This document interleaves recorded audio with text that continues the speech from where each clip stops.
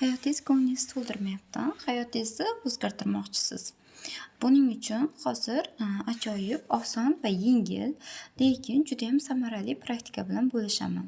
Sizga kerak bo'ladi oddiygina mana shunaqa bir daftar. A, Daftarga har doim yozasiz. Yangi hayot ssenariysi yozasiz. Hayotingiz, bugungi kuningiz sizni ko'nglingiz to'ldirmadi.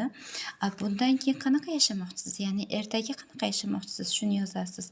Hayotingizga qanaqa o'zgartirishlar kirgizmoqchisiz? Uni yozasiz. Hayotingizda yana nimalar bo'lishini xohlayapsiz va qanaqa qiziqishlaringiz bilan shug'ullanmoqchisiz? Buni yozasiz va eng muhimi yozayotganda hozirgi zamonda bo'layotgan davrda yozasiz. Ya'ni bajarilayotgandek yozasiz buni. Va kuzating, har kuni yozing va kuzating, qanaqa o'zgarishlar bo'ladi hayotingizda, nimalarni kirgiza olyapsiz. Ya'ni bu nimaga yordam beradi? Siz bu daftarga yozish orqali siz ong ostingizni qaytadan dasturlaysiz. Insonda ong ostiga umuman farqi yo'q nimani hayotiga tortib olishni. Nimaki ko'p o'ylansa, diqqat qayerga ketaversa, hayotingizga shuni tortib olib kelaveradi.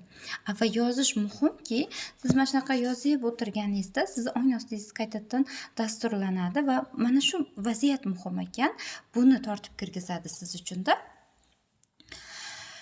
Shuning uchun ham yozish juda ham muhim.